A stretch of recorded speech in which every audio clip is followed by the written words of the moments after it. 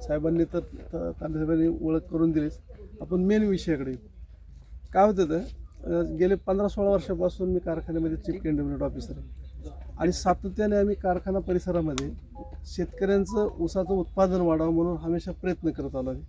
पण हा प्रयोग करत असताना आम्ही खूप मोठी स्कीम राबवत होतो की लोकांनी 100 टन प्रति एकरी ऊसाचं उत्पादन काढण्यासाठी गावोगाव अक्षरशः खडू फळा घेऊन आम्ही लोकांना शिकवण्याचा प्रयत्न केला.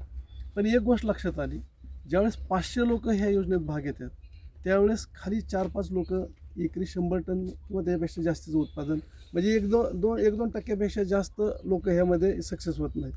पण ह्या शेतकऱ्यांचं ज्यावेळेस आपण ऊस लागवडीपासून 6व्या 7व्या 8व्या महिन्यात आपण सर्वे करतो त्यावेळेस असं 100% वाटायचं की हा 110 टन निघेल, हा 125 टन निघेल. ह्या वर्षी एक ऊस तुटला, आम्ही त्याचं टार्गेट 150 टनाचं ठेवलं होतं, पण प्रत्यक्षात तो ऊस निघाला फक्त 96 टन. मग थोडं आत्मपरीक्षण करायची वेळ आली. गेल्या 2018 साली आम्ही थोडा प्रयोग चालू केला छोट्या प्रमाणात की ह्याच्यातून आपल्याला काय काय फाइंड करता येईल. तर एक गोष्ट लक्षात आली की ऊस हा जोपर्यंत उभा आहे म्हणजे उभा आहे तोपर्यंतच ऊसाचे रिझल्ट आहे. म्हणजे ते संख्येचं असेल, वजनाचं असेल, उंचीचं असेल, 3 गोष्टी आम्ही फाइंड करायचा प्रयत्न केला. जगामध्ये 3 गोष्टीचं साहेब अजून संशोधन नाही झालेलं की त्यातला सर्वात पहिला प्रश्न की 1 एकर जमिनीची कारखान्याला गाळप करायला ऊस निर्माण करण्याची कॅपॅसिटी काय, म्हणजे ऊसाची संख्या 1 एकरामध्ये होल्ड करण्याची जमिनीची ताकद किती आहे. अजून सुद्धा तो प्रश्न निरुत्तर आहे. किती ऊस कारखान्याला तयार होऊन जाऊ शकतात. दुसरा प्रश्न की जास्तीत जास्त ऊस किती उंच होऊ शकतो ग्लोबली कोणाला माहीत नाही, ग्लोबली कोणाला माहीत नाही. आणि तिसरा क्वेश्चन की ऊसाचं जास्तीत जास्त शेतातल्या एका ऊसाचं वजन किती मिळतं हे सुद्धा ग्लोबली माहीत नाही. म्हणजे 3 क्वेश्चन एकदम म्हणजे खूप मोठे की ज्याच्यावर आपली इकॉनॉमी अवलंबून आहे.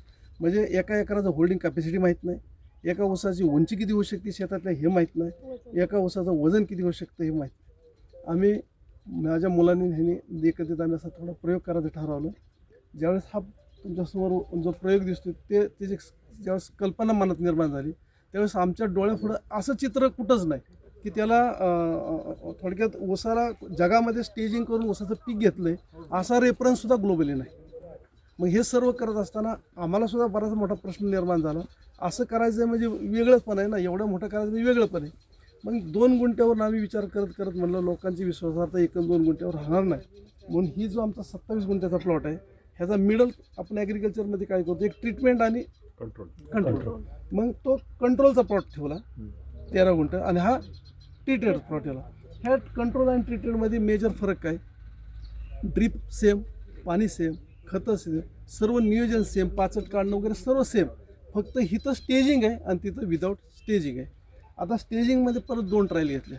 त्यातली ट्रायल नंबर 1 ऊसाची लागवड आमच्या मनाची भावना काय होती सूर्यप्रकाश सूर्यप्रकाश सूर्यप्रकाश म्हणजे लावल तेवढंच जिवंत राहील. पण ऊसाचं जे हेवी टेलरिंग आहे हे ते 3/1.5 मध्ये आम्हाला फारसा रिझल्ट मिळाला नाही. पण 6/1.5 मध्ये आम्हाला रिझल्ट वाटले. रिझल्ट एवढे जबरदस्त वाटले की त्यातला एकच रिझल्ट इतका मोठा आहे की 100 टनवाल्या शेतकऱ्याच्या समजा आपण शेतात गेलो तरी त्याचा बांधाच्या कडाचा ऊस 12-13 फुटाच्या वर उंच होत नाही. बरोबर आहे ना? बरोबर. आज ह्याच रानात साहेब 24 फूट उंच बांधाच्या कडाचा ऊस आहे. ही जी उंची दिसते ना हा ऊस जर आपण सरळ केला किंवा हा ऊस जर आपण इथं सरळ बांधला तर आता त्या ऊसाची उंची आहे 24 फूट.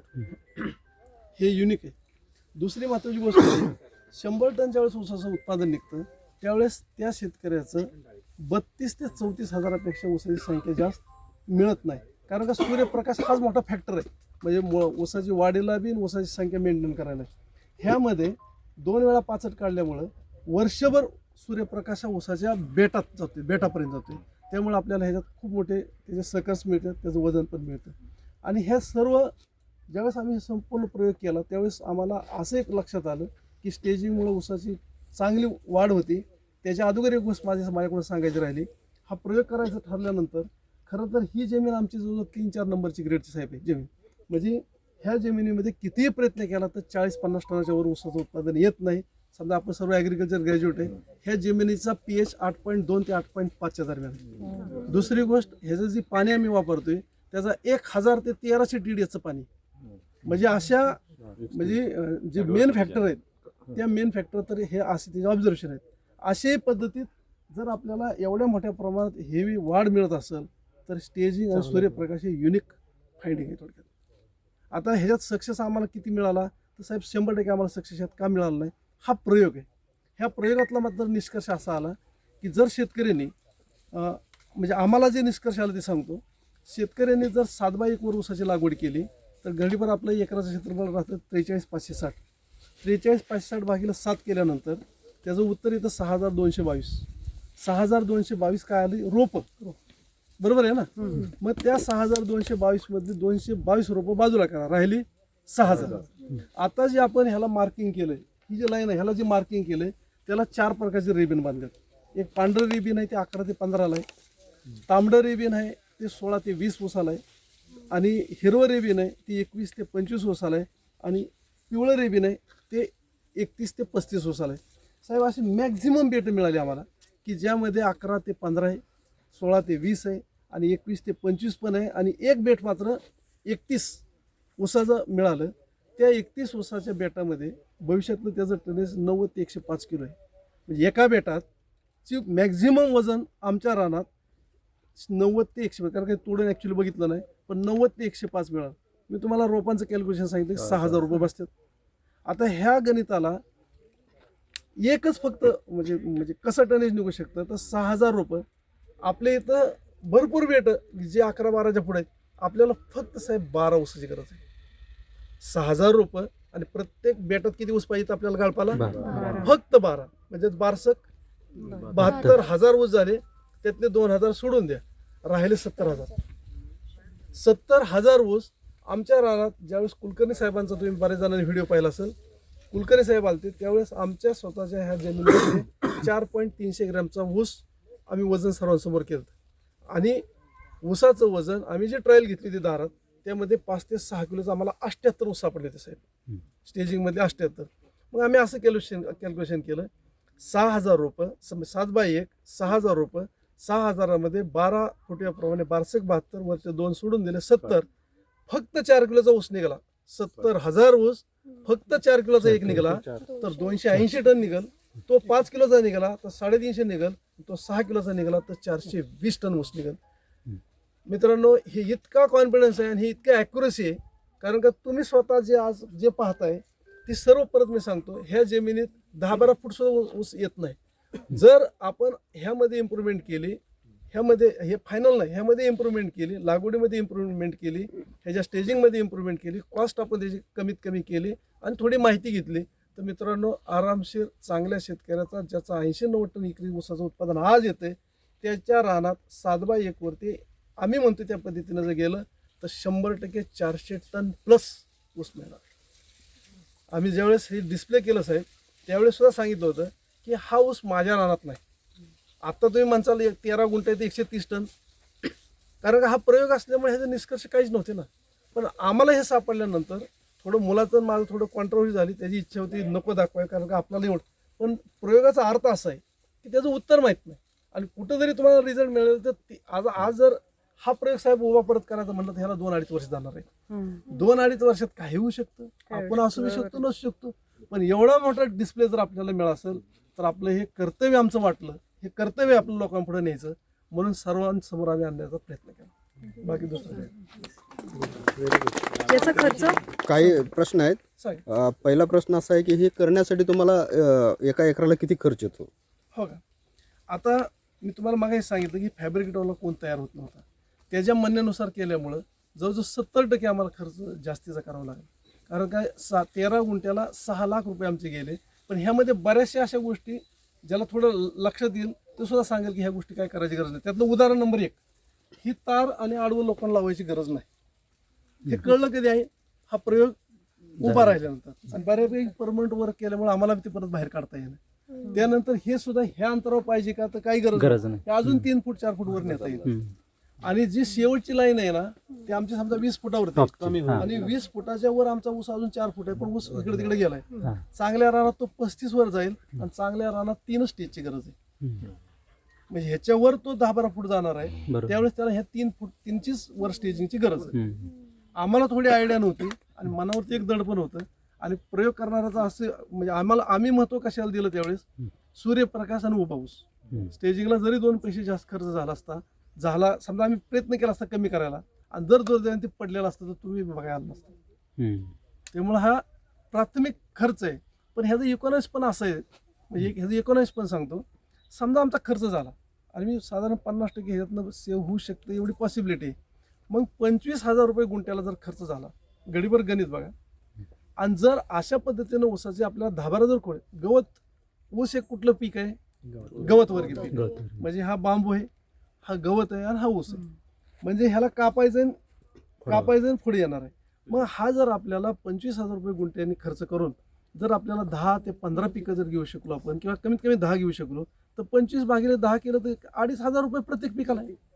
पण 2,500 रुपये खर्च करून जर गुंठ्याला 10 टन ऊस निघत असेल तर त्याचं इकॉनॉमिक्स खूप मोठं आहे. असं थोडं आम्ही सर्व प्रायोगिकता आणण्याचा प्रयत्न केला. आमचा 100% म्हणलं तर आमच्या रानात सक्सेस 100% नाही, पण आम्हाला जे निष्कर्ष मिळाले ते निष्कर्ष जर शेतकऱ्यांनी माहिती घेऊन आपले शेतात राबवले, थोडी माहिती घेऊन, तर 100% चांगल्या शेतकऱ्याच्या रानात 400 टन प्लस ऊसाचं उत्पादन होईल, एवढी मात्र गॅरंटी देऊ. दुसरा प्रश्न आहे, आता तोडताना तुमचं काय प्लॅनिंग आहे? दुसरं पण तोडताना काय होते, मी तुम्हाला काय सांगितलं की पहिल्यांदाच केल्यामुळे हे अडचणी आहेत. पण दुरुस्ती कसं करायचंय, वर खालची जी गरज आहे का नाही, हे जर 3 फूट वर नेलं साहेब तर लेबर थ्रू तोडायला 0 प्रॉब्लेम. कारण काय अडचण नाही. आज सुद्धा ही तार काढली तर आज सुद्धा लेबर ह्याच्या खालून येऊ शकते, कारण ही जो 7 हाईटला उभा आहे आता, आपण हाईटला आहे, खाली खड्डा आहे. आणि हे झालं. हे दुसरी महत्वाची गोष्ट म्हणजे समजा भविष्यात समजा ट्रॅक्टर वगैरे आत न्यायचंय तर तिथलं डिझाईन थोडं बदला, त्याचं अंतर थोडं वाढवा.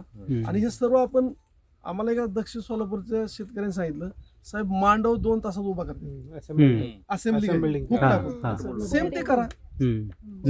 इथं गरज नाही, वेल्डिंग काढा बाहेर आणि वर लावा, म्हणजे आपल्याला ट्रान्सफर करायला सोपं आहे. दक्षिण सोलापूर कोणत्या शेतकऱ्यांनी केलंय असं? केलं नाही, कन्सेप्ट सांगितलं. कसं साहेब, आता हे ज्यावेळेस आम्ही लोकांसंग बोललो ना, लोकांनी आमच्या चुका भरपूर दाखवल्या ना, आणि आम्हाला त्यांना आम्ही एक्सेप्ट करणारी माणसं, दुरुस्तीला वाव आहे ना, मग त्या माणसाचं नाव घेऊन सांगतोय ना, पण नाव मला काय आठवत नाही, कारण मॉब मध्ये काय लागतं राहिलं. पण बेस्ट आयडिया. आणि भविष्यात साहेब ह्याचा भविष्यातला दुसरा एक, मी त्या व्हिडिओमध्ये सुद्धा एक मेसेज दिलता की जर 25 वर्षापूर्वी कोण म्हणलं असतं की 2 लिटर दूध आहे आणि दारात गाडी येईल आणि त्याचा ॲडव्हान्स देऊन घेऊन जाईल, तर कदाचित कोणीच विश्वास नसतं ठेवला. सेम कारखानदारीची परिस्थिती अशीच होणार आहे. कारण का मला हा अधिकार 30 वर्ष काम करत असल्यामुळे मला तो अधिकार आहे सांगायचा. लेबर इतकं शॉर्ट होत चाललंय की ऊस कितीही मोठा ना, लेबर मिळणं महागड आहे. आणि आपला जो शेतकरी आहे महाराष्ट्रातला, तो फार 10 एकराच्या पट्टीत ऊसवाला नाही, बऱ्यापैकी अर्धा एकर 1 एकर आहे. ज्यावेळेस आम्ही 400 टन ऊसाचं उत्पादन सांगतो त्यावेळेस कुटुंबातले कुठली 2 माणसं रोज 2 टन ऊस तोडून ह्या रस्त्याला आणून ठेवू शकतात. त्याची व्हॅल्यू अशी आहे साहेब, माळेगावचं कॅल्क्युलेशन सांगायचं म्हणलं तर 33 रुपये आमचं पहिली FRP, 2 टनाचं पैसे झालं 6,600 रुपये, आणि तोडणीचं दोन्ही मिळून साधारण 900 रुपये. मग शेतकऱ्याला जर रोज 7,500-8,000 हजार रुपये बांधाव मिळणार असतील तर भविष्यात हे सुद्धा व्हायला सोपं जाईल. कारण का हाऊस एक कोयता टाकला की 5 किलो निघणार आहे, एक कोयता टाकला की 6 किलो निघणार आहे. मग सर्व ग्रामीण, सर्व आज शिक्षणाची, नोकरीची, सर्वच, किंवा शेतकऱ्याच्या मुलाची शेतीकडे बघण्याचा दृष्टिकोन, ह्या सर्व गोष्टीचा जर विचार केला आणि त्याला जर आज 40 टनावरून 400 टनाचं स्वप्न आपण दाखवू शकत असेल ना, प्रत्यक्षात आम्ही उभा करून दाखवत असेल, तर मला वाटतं ही खूप मोठी सर्वांच्या दृष्टीनं, कमीत कमी ॲग्रिकल्चर ग्रॅज्युएटच्या दृष्टीनं खूप मोठी अभिमानाची गोष्ट आहे असं म्हणायला काय हरकत नाही. त्याला कधी बांधणी केली साहेब? सांग, सर्व सांग, टेक्निकल अगोदर होऊ द्या, तुम्हाला निवांत सांग. अजून काय प्रश्न? शक्यतो काय होतं, इथं लेबरचा प्रॉब्लेम असल्यामुळं खोडवा निघायला लागले. असं काय महिने लाग नाही, 17 महिने झालं, 2 मिनिट काय करा, तुमचा ग्रुप जो मागणं आला पहिल्यापासून सांगतो माहिती, काय होईल अर्ध्यातनंच डबल होती नाही. आता मागच्या वेळी लेबर प्रॉब्लेम होता, मग मागच्या वेळी तुम्ही लागण वगैरे करण्यासाठी अडचण होती. नाही, लेबर प्रॉब्लेम तो नाही.